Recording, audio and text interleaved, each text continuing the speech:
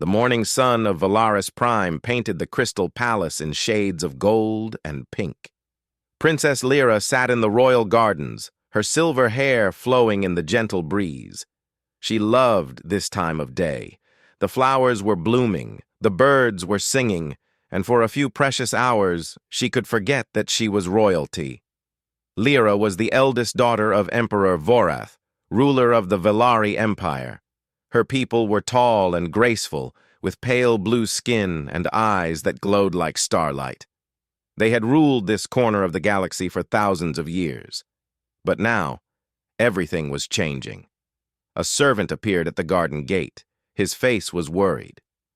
"Princess, your father calls for you. It is urgent." Lyra felt a cold feeling in her stomach. Her father never called urgent meetings for good news. She stood up slowly and followed the servant through the long hallways of the palace. The throne room was filled with advisors and generals. They all stopped talking when Lyra entered. Some of them looked at her with pity. Others could not meet her eyes at all. This was very bad. Emperor Vorath sat on his throne. He was old now. His blue skin faded to gray in places. The war with the humans had aged him terribly. 10 years of fighting, 10 years of losing, 10 years of watching his empire shrink. "Lyra, my daughter," he said. His voice was tired. "Come forward." She walked to the center of the room and bowed. "Father, what is happening?" Vorath closed his eyes for a moment. When he opened them, Lyra saw something she had never seen before. Her father looked defeated. "The Human Federation has made an offer," he said. "They are willing to end the war. They will return 3 of our conquered systems. They will open trade routes.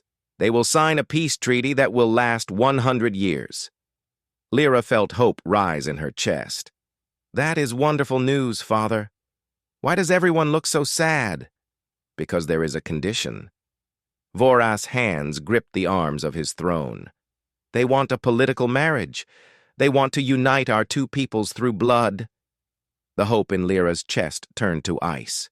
"A marriage? Who?" "You, my daughter. You will marry the human who led their fleets against us. You will marry Admiral Kang Taiho." The name hit Lyra like a physical blow. She stepped backward, nearly falling. Every child in the Velari Empire knew that name. Kang Taiho, the Reaper of Andris, the human who destroyed 3 Velari battle stations in a single night. The man who killed 40,000 of her people without showing any mercy. "No," Lyra whispered. Then louder, "No way, Father! Not that human!" "Lyra, please understand.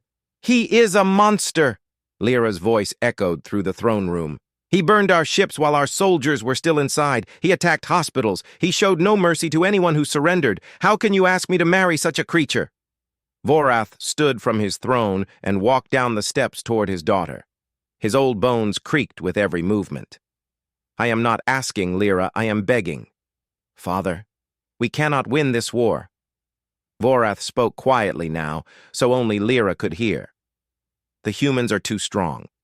They have no psionic powers like us, no advanced technology, nothing special at all, and yet they beat us every single time."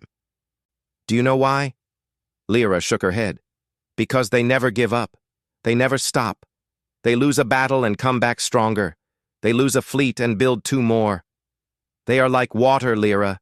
You cannot stop water. You can only hope to direct its flow." Vorath put his hands on her shoulders. "If we do not accept this peace, the humans will destroy us completely. Not this year, not next year, but eventually. They will wipe the Velari from existence." Tears rolled down Lyra's face. "But why me? Why not some other noble? Why not a political marriage with a human diplomat?"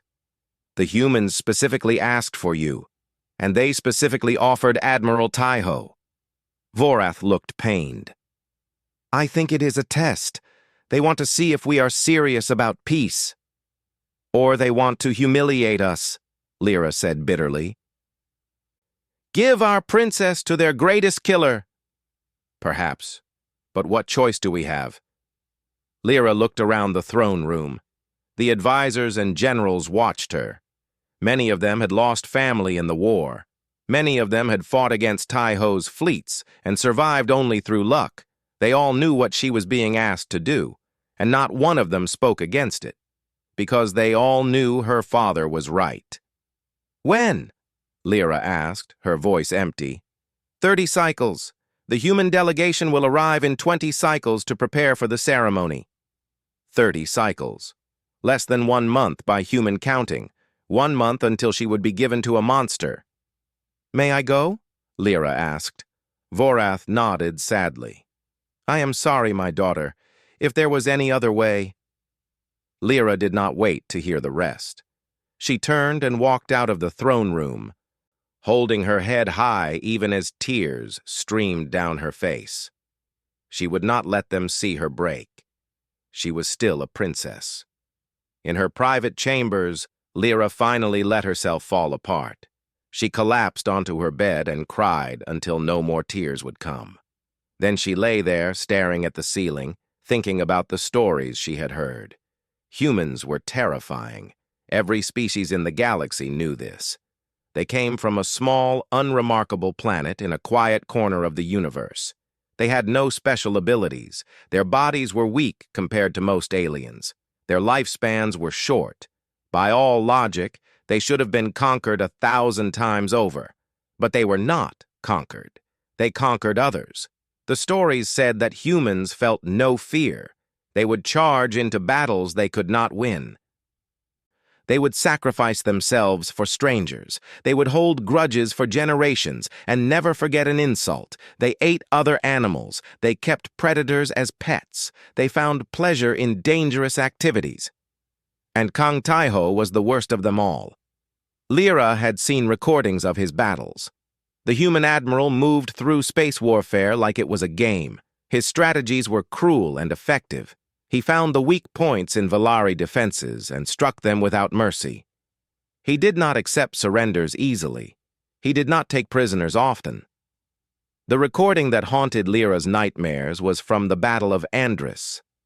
3 Valari battle stations, each home to 10,000 soldiers, had been destroyed in a single night.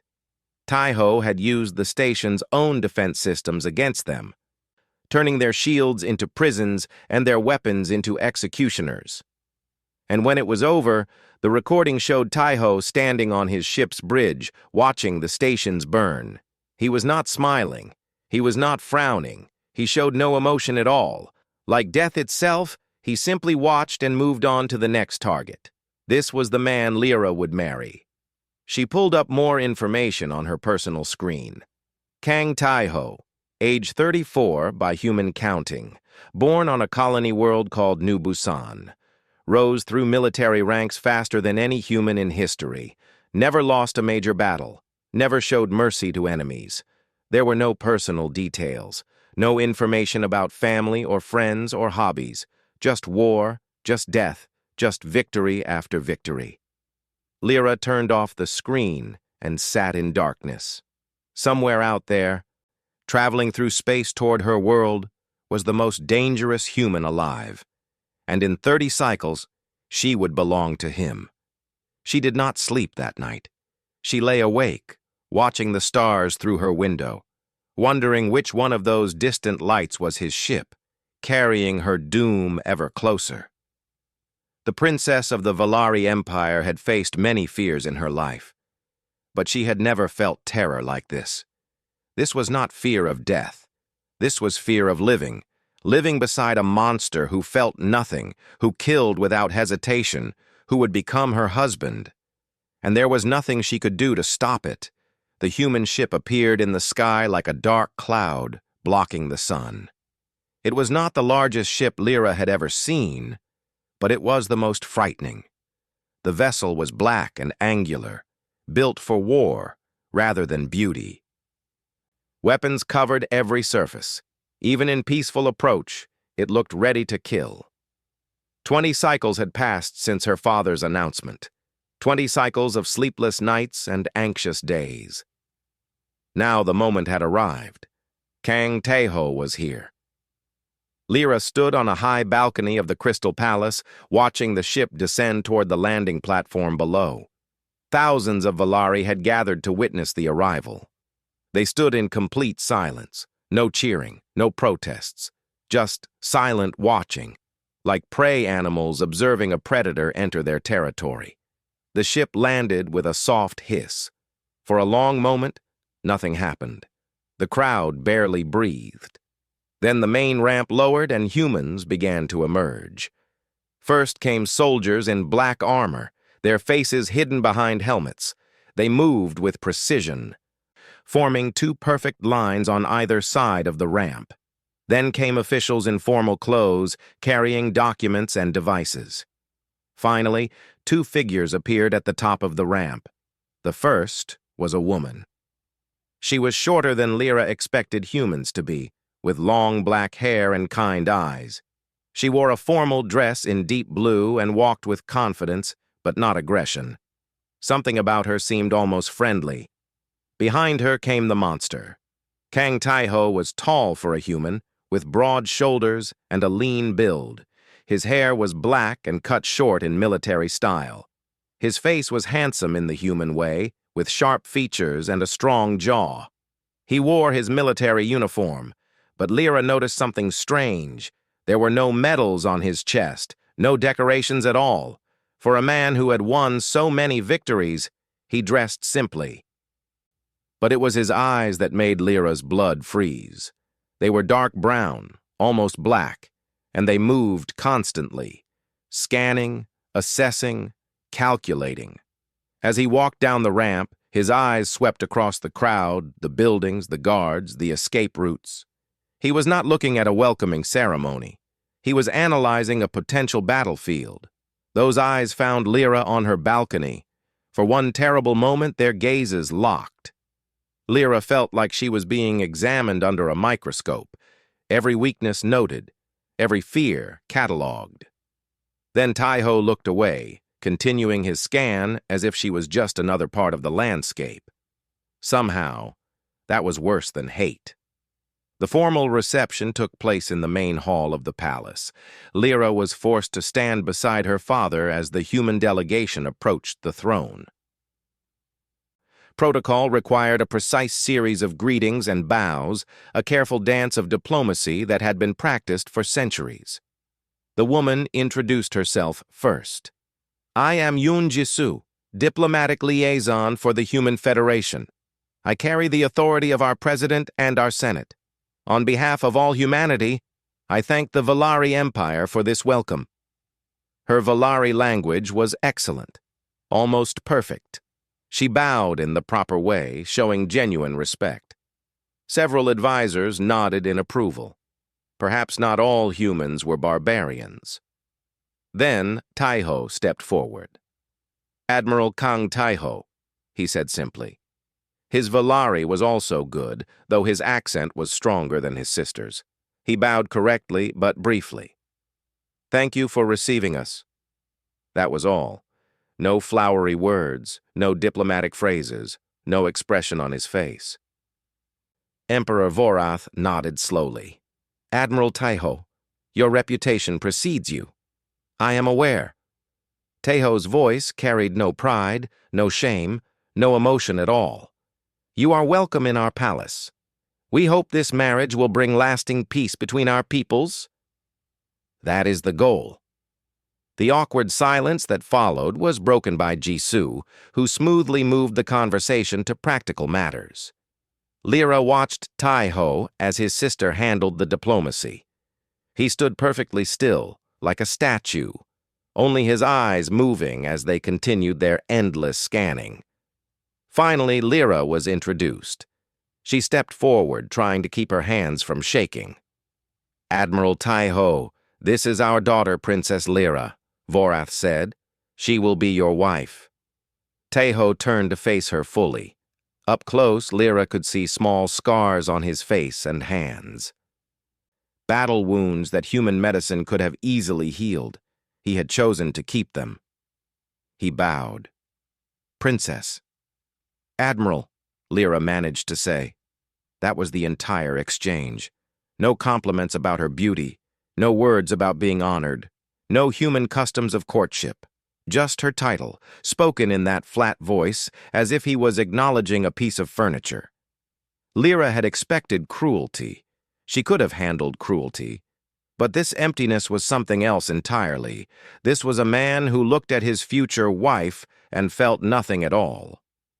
The reception ended after several hours of painful small talk. Lyra escaped to her chambers as quickly as protocol allowed. She sat by her window, watching the stars appear as night fell over the palace. She could not sleep. Every time she closed her eyes, she saw those dark, scanning eyes. So she walked. The palace was quiet at night. Guards stood at their posts, but they were used to the princess wandering when she could not sleep. They nodded respectfully as she passed. Her feet carried her to the memorial garden without conscious thought. This was her favorite place in the palace, a peaceful garden filled with crystals that held the names of every Valari soldier who died in the war with humanity. Thousands of names. Millions, if you counted all the gardens across the empire. She stopped at the garden entrance. Someone was already there. Kang Tae-ho knelt in the center of the garden, surrounded by the glowing memorial crystals. His head was bowed. His hands rested on his knees. He was completely still. Lyra quickly hid behind a pillar, her heart pounding. What was he doing? Was this some kind of human ritual? Was he gloating over his victories? She watched, barely breathing. Tae-ho did not move. Minutes passed, then more minutes. The crystals glowed softly around him, displaying name after name of the dead. He read each one as it appeared. His lips did not move, his expression did not change, but he looked at every single name. An hour passed. Lyra's legs grew tired from standing, but she could not look away. This was wrong. This was all wrong. Monsters did not visit the graves of their enemies. Killers did not spend hours reading the names of the people they had killed. Finally, Tae-ho spoke. His voice was soft, barely above a whisper, but in the silent garden, Lyra heard every word. "I remember all of you." Then he stood, bowed deeply to the memorial, and walked toward the garden exit. Lyra pressed herself against the pillar. Terrified of being discovered, Tae-ho passed within arm's reach of her hiding spot. He paused for just a moment, then continued walking without looking back. Had he seen her? Did he know she was there? Lyra did not know. She stayed hidden until his footsteps faded completely. Then she stepped into the garden herself. The crystals still glowed, cycling through names. 42,783 names from the Battle of Andros alone. Tae-ho had looked at everyone. He had remembered everyone. Lyra sank to her knees in the same spot where Tae-ho had knelt. The ground was still warm from his body heat. Monsters did not mourn. Killers did not remember. So what was Kang Tae-ho? Lyra stayed in the garden until dawn, watching the names scroll past, trying to understand the man she was supposed to marry. She had prepared herself for cruelty. She had prepared herself for coldness. She had not prepared herself for this. A human who killed thousands, then spent hours learning their names. A warrior who felt nothing during battle, but visited the graves of his enemies in secret. An admiral who wore no medals, kept his scars, and bowed to the dead. Nothing made sense anymore. As the first light of morning touched the crystal spires of the palace, Lyra made a decision. She would watch Kang Tae-ho. She would study him like he studied battlefields. She would find out who he really was beneath that mask of emptiness. Because something told her that the monster of the stories and the man in the garden were not the same person. And if she was going to spend her life with this human, she needed to know which one was real. The truth, whatever it was, had to be better than this fear. Or worse. It might be so much worse. But Lyra was done hiding from it. The days before the wedding were filled with ceremonies and preparations. Tradition required the bride and groom to spend time together, learning each other's customs. Lyra had dreaded these moments. Now she found herself watching them with new eyes. Taiho was a strange student. He listened carefully to every instruction about Valari traditions. He practiced the ceremonial movements without complaint, even when they required him to kneel for hours or hold uncomfortable positions. He asked questions that showed he was actually thinking about the meaning behind the rituals, but he never smiled. He never complained. He never showed any emotion at all. Lyra tried to engage him in conversation. "Admiral, do humans have similar ceremonies?" "Some." His answer was short, as always. "What are they like?" "Different." Getting information from Kang Taiho was like trying to get water from stone. The man seemed determined to reveal nothing about himself, but Lyra was not the only human she could talk to. Yoon Jisoo found her one afternoon in the palace library. The human woman was browsing Valari literature, her translator device helping her read the complex scripts. "Princess," Jisoo said with a warm smile. "What a pleasant surprise." "Ms. Yoon," Lyra hesitated. "May I ask you something?" "Of course, and please call me Jisoo." They sat together near a window that overlooked the city. Jisoo was easy to talk to, nothing like her brother. She laughed readily and showed genuine interest in Valari culture. "Your brother," Lyra began carefully. "He is very quiet." Jisoo's smile turned sad. "Yes, he was not always like this." "What happened to him?" For a moment, Jisoo said nothing. She looked out the window at the crystal spires of the city. Then she spoke. "Taiho was born on a colony world called New Busan. It was a small planet, mostly farmers and miners. Very peaceful. Our parents were teachers there." "Were?" "The colony was attacked when Taiho was 7 years old. A Valari raiding party. They destroyed everything." Jisoo's voice remained calm, but her hands tightened in her lap. "Our parents pushed us into a bunker and sealed the door. The attack lasted 3 days. The rescue ships took 5 days to arrive." Lyra felt cold. "He was alone in that bunker?" "Not alone. Our parents' bodies were there with us. I was only 4. I do not remember much, but Taiho remembers everything." Jisoo looked at Lyra directly. "He sat in darkness for 8 days, protecting his baby sister, beside the bodies of our mother and father. Something broke inside him that week, or maybe something was built. I am not sure." Lyra tried to imagine it. A child, surrounded by death, waiting for rescue that might never come. 8 days of darkness and fear. "He joined the military as soon as he was old enough," Jisoo continued. "He said he wanted to make sure no other child would experience what we did. He studied warfare like other children study games. He became the youngest officer in human history, then the youngest captain, then the youngest admiral. The battles he fought against us," Lyra said slowly. "The things he did were calculated to end the war quickly." Jisoo leaned forward. "Princess, do you know why my brother attacked those battle stations the way he did? Because he is merciless. Because a direct assault would have required ground troops. It would have taken months. Tens of thousands would have died on both sides." Jisoo's voice was firm. "Taiho found a way to destroy the military capability of those stations while allowing the civilian sections to evacuate. The 40,000 who died were soldiers who refused to leave their posts. My brother gave them every chance to survive." Lyra shook her head. "The stories say he showed no mercy. He burned ships with soldiers still inside. He destroyed engines and life support, then offered rescue to any who surrendered. Some refused. Some chose to die fighting. That was their choice." Jisoo's eyes were sad but steady.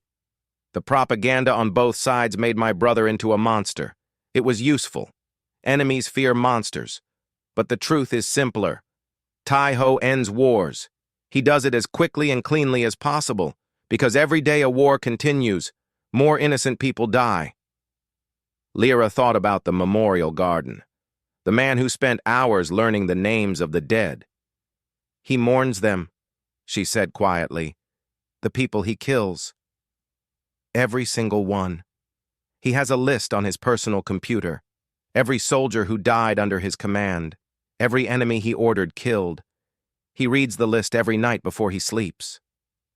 Jisoo reached out and touched Lyra's hand. My brother is not a monster, Princess. He is a man who carries an impossible weight.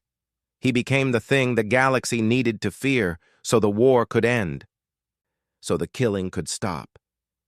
They sat in silence for a long moment. Why does he not wear his medals? Lyra asked. Jisoo smiled sadly. He says medals are for heroes. He does not consider himself a hero. He considers himself a necessary evil. That night, Lyra could not stop thinking about what she had learned. Her entire understanding of Kang Tai-Ho was shifting. The monster was becoming something else, something more complicated, something almost tragic. But her thoughts were interrupted by a knock on her chamber door. It was late, past midnight. She opened the door to find her younger brother, Prince Kyle. Lyra, I must speak with you. Kyle was 3 years younger than Lyra, but he had always been more ambitious. His eyes burned with an intensity that made her nervous. What is wrong? Kyle pushed into her room and closed the door behind him. I cannot let this wedding happen. Kyle, we have no choice. There is always a choice. Kyle's voice was harsh. Our father is a coward. He is giving you to that human butcher like a piece of meat. It is disgraceful. Father is trying to save our people. By humiliating us? By surrendering. Kyle grabbed her arm. I have gathered supporters, loyal soldiers who remember what the humans did to us. We are going to stop this wedding. Lyra's blood turned cold. How? We are going to kill Kang Tai-Ho during the ceremony, in front of the entire galaxy. We will show humanity that the Valari are not weak. We will restart the war on our terms. Kyle, no! Lyra pulled away from him. You will doom us all. The humans will destroy us completely. Then we die with honor instead of living in shame. Kale's eyes were wild. I am not asking for your permission, sister. I am telling you as a courtesy. In 5 cycles, the human monster dies, whether you support me or not. He left before Lyra could respond. She stood in the middle of her room, shaking. Her brother had always been proud and aggressive, but this was madness. If he killed Tai-Ho, the Human Federation would show no mercy. Every world in the Valari Empire would burn, and Tai-Ho himself. Lyra thought about the man who knelt in the memorial garden, the man who carried the names of the dead in his memory, the man who became a monster so others would not have to fight. He did not deserve to die at her brother's hands. Lyra spent the rest of the night thinking. She could tell her father, but Kale would just move his plan forward. She could warn the human guards, but they might not believe her, and Kale had loyalists everywhere. There was only one person who might be able to stop this without causing a disaster. Kang Tai-Ho himself. But how could she warn a man who barely spoke to her? A man she had feared and avoided for weeks. A man she had believed was a monster until just hours ago? Lyra looked at her reflection in the mirror. Her silver hair was messy, her glowing eyes tired. She was a princess of the Valari Empire, about to marry the most feared human in the galaxy. And she had just discovered that everything she thought she knew was wrong. The monster was not a monster. The enemy was not an enemy. The war that had destroyed so many lives had been shortened, not lengthened, by the man everyone called Merciless, and her own brother was about to make everything worse. Lyra made her decision. She would find a way to warn Tai-Ho. She would find a way to stop Kale. She would find a way to save her people, even if it meant betraying her own family. Because that was what Tai-Ho had done. He had become a villain so others could live. He had sacrificed his reputation, his peace, his humanity, all so the war could end. Lyra could do no less. The wedding was in 5 cycles. She had 5 days to save the man she had feared, stop the brother she loved, and prevent a war that would destroy everything. She was terrified, but she was done running from fear. The Grand Cathedral of Valaris was the oldest building on the planet. Its crystal walls had witnessed 1,000 royal weddings over 10,000 years. Tonight, it would witness something the galaxy had never seen before: the union of a Valari princess and a human admiral. Billions watched across the stars. Human broadcasts and Valari networks carried the ceremony to every corner of known space. This was not just a wedding. It was a symbol. 2 species that had been killing each other for a decade were about to become family. Lyra stood in the preparation chamber, dressed in ceremonial white and silver. Her gown flowed like water, covered in tiny crystals that caught the light with every movement. A delicate crown sat upon her silver hair. She looked like something from an ancient painting. She had never felt more afraid. 5 days of planning had led to this moment. She had found no opportunity to warn Taiho privately. Her brother's loyalists watched her constantly, suspicious of her silence. Every attempt to speak with the Admiral alone was blocked by ceremony or circumstance. Now, there was only one option left. The doors opened. Music filled the air. Ancient Valari melodies played on instruments that had not changed in millennia. Lyra began the long walk down the aisle. The cathedral was packed. Valari nobles on one side, human dignitaries on the other. Her father sat on his throne, looking old and tired but hopeful. Jisoo sat in the front row of the human section, smiling encouragingly. And at the altar stood Kang Taiho. He wore a formal human suit, black and perfectly fitted. For the first time, Lyra saw him without his military bearing. He looked almost like an ordinary man. Almost. His eyes found hers as she walked. For a moment, something flickered in those dark depths. Something that was not emptiness. Then it was gone. Lyra reached the altar and turned to face him. The priest began the ceremony, speaking words that had been spoken countless times before. Lyra barely heard them. Her heart pounded so loudly she was surprised no one else could hear it. She scanned the crowd carefully, looking for Kale. There, in the shadows near a pillar, and there, 2 more of his loyalists near the side doors, and more, scattered throughout the cathedral. At least a dozen assassins, waiting for the signal. The ceremony continued. Prayers were spoken, blessings were given. Then came the exchange of vows. The priest turned to Taiho first.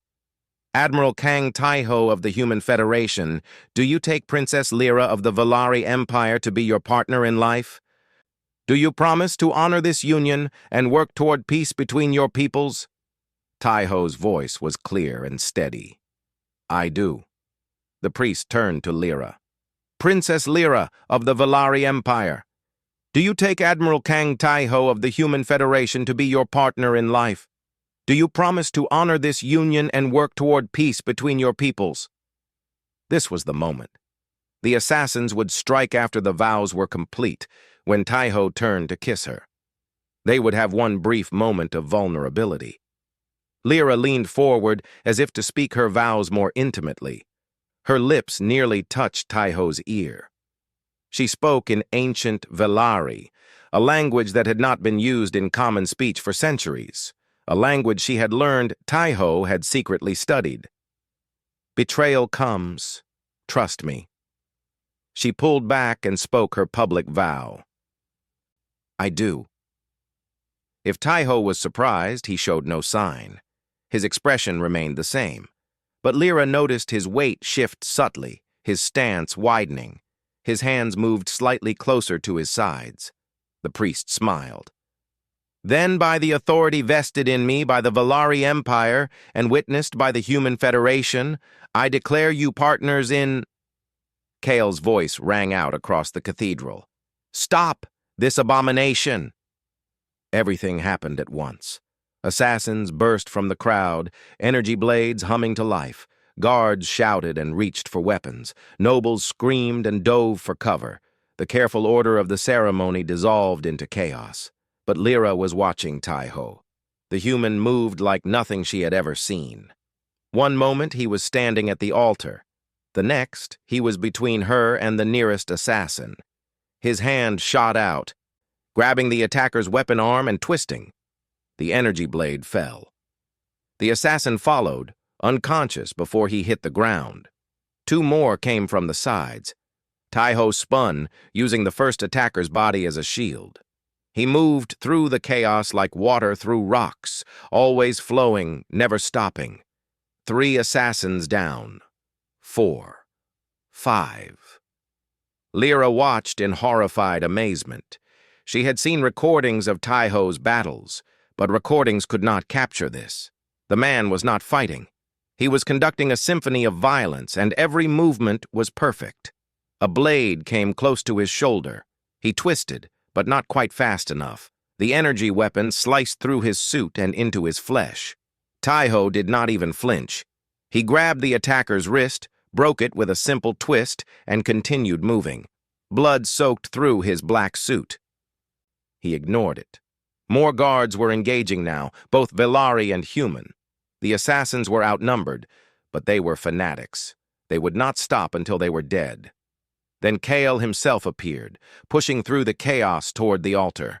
His eyes were wild with fury. In his hand, he held an ancient ceremonial blade, an heirloom of the royal family. It was not an energy weapon.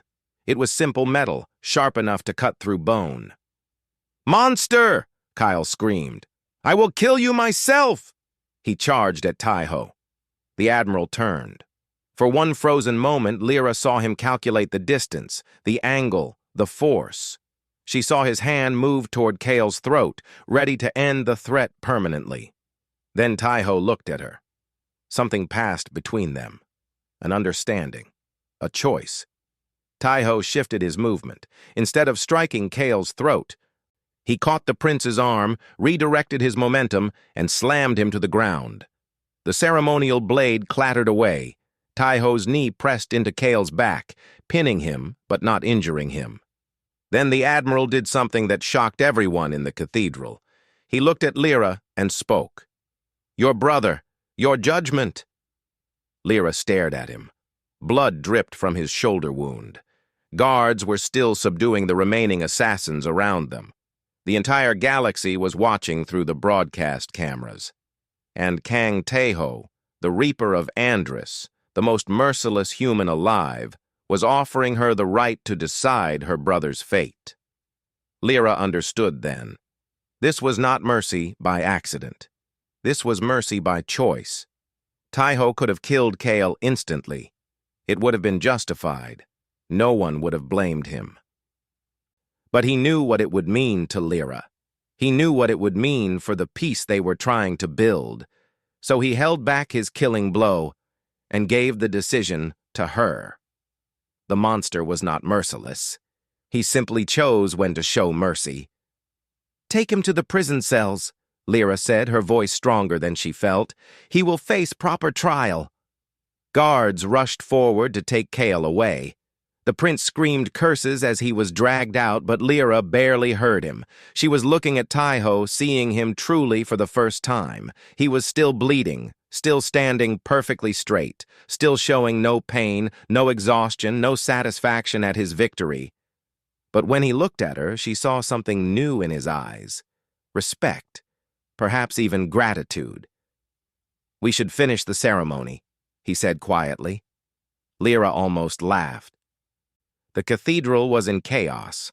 Half the guests had fled, blood stained the ancient floor, and Kang Taiho wanted to complete their wedding vows. "The priest ran away," she said. "Your father has authority." Lyra looked at her father, who had been protected by his guards throughout the attack. Vorath stood slowly, his old face showing shock but also determination. "If the bride and groom are willing," he said, his voice carrying across the cathedral, "I will complete the ceremony." Lyra looked at Taiho.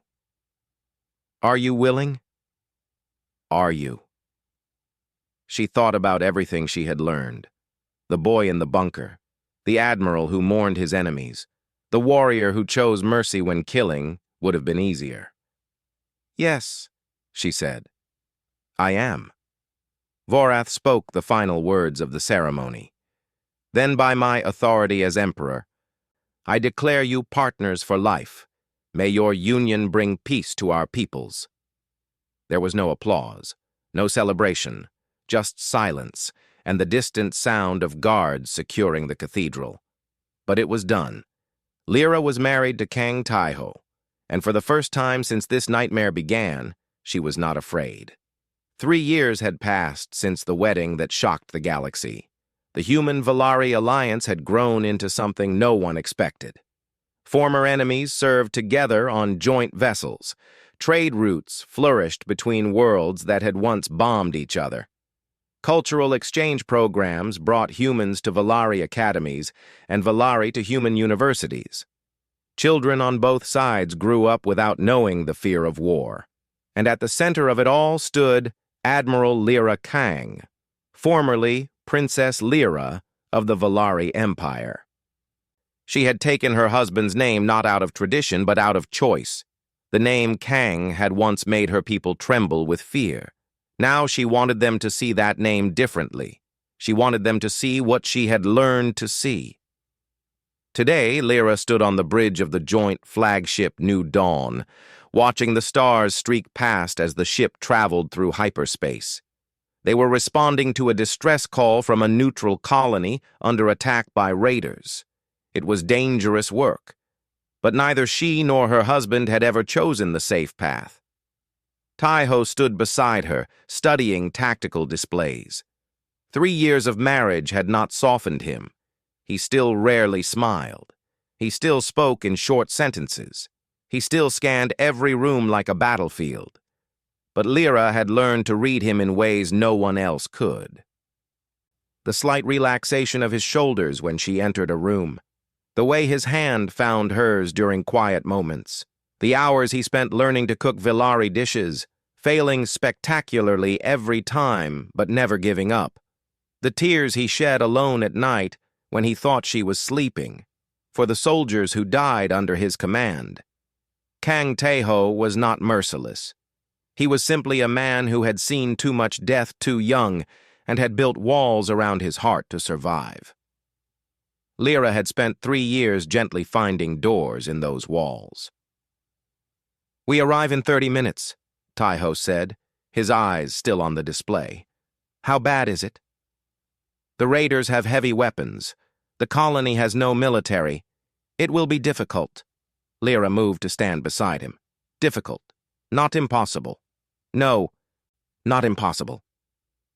They shared a look that communicated more than words could. 3 years of fighting together had created a partnership that commanders across the galaxy studied. The Valari princess who could anticipate her husband's strategies, the human admiral who had learned to incorporate Valari tactics into his plans. Together, they had not lost a single battle. The rumors said Kang Taiho had become even more dangerous since his marriage. Lyra smiled whenever she heard that. The rumors did not understand. Taiho had not become more dangerous. He had simply found something worth protecting. The ship dropped out of hyperspace above the colony. Immediately, alarms began to sound. The raider ships were larger than expected, more heavily armed.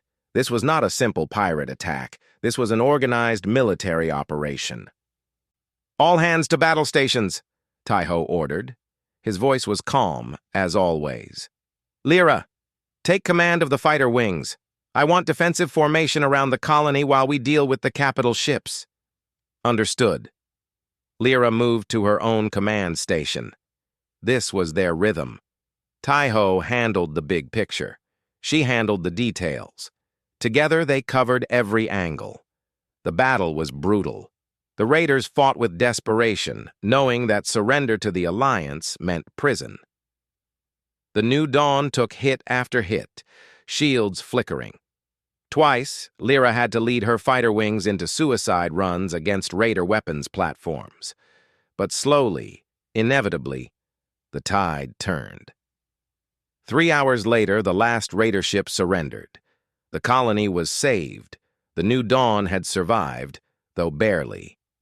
Lyra found Taiho in the medical bay, getting his wounds treated. He had taken shrapnel during the final assault. Nothing serious, he insisted. Just some metal in his shoulder. She sat beside him as the medical officer worked. "You could have let the Marines handle that boarding action." "I could have." "But you did not." "No." Lyra sighed. This was the part of her husband she could not change. He would never send soldiers into danger he was not willing to face himself. He would never ask others to die while he remained safe. It was infuriating. It was also why she loved him. "The colony governor wants to thank us personally," she said. "I hate personal thanks." "I know. I told him you were injured and unavailable. Jisoo is handling the diplomacy." Something like relief flickered across Taiho's face. He still struggled with public appearances. The man who could face 100 enemies without flinching grew uncomfortable when asked to smile for cameras. The medical officer finished her work and left them alone.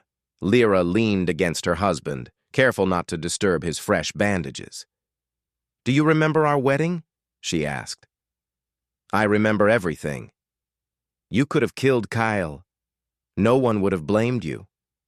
Taiho was quiet for a moment. "Your brother was wrong about many things, but he was not wrong about his feelings. He loved your people. He hated seeing them suffer. He just chose the wrong way to express it." "Is that why you spared him?"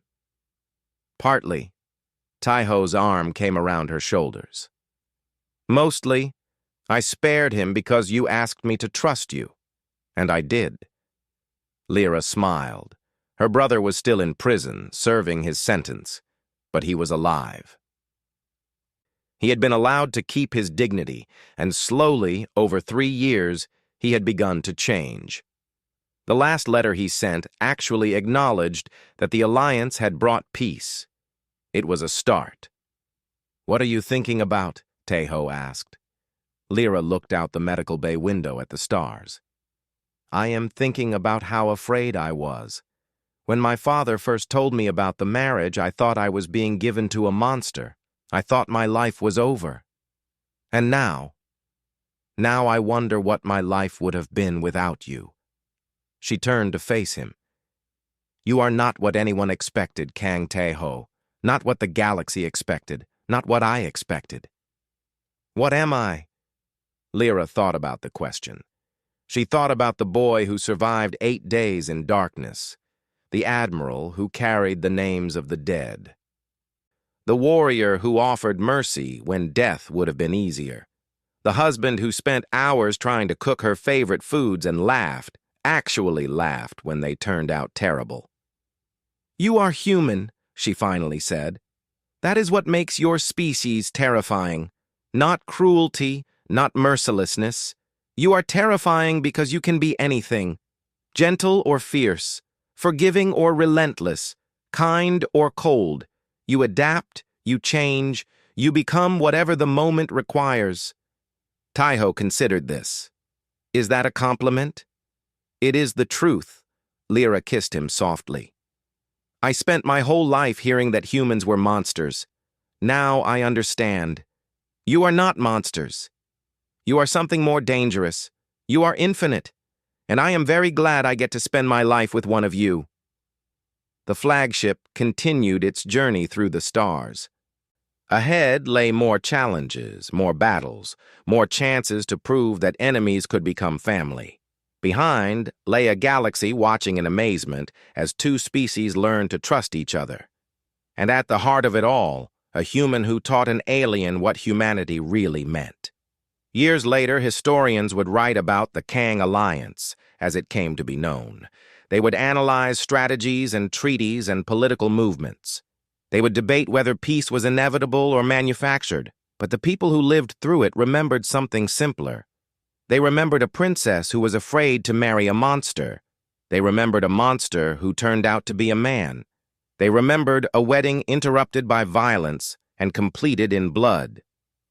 And they remembered the lesson that changed everything, that fear is overcome not by force, but by understanding, that enemies become allies when they see each other as people, that love can grow in the most unlikely places, between the most different hearts.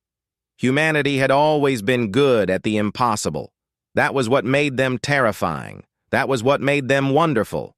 And in the end, that was what made them worthy of the stars.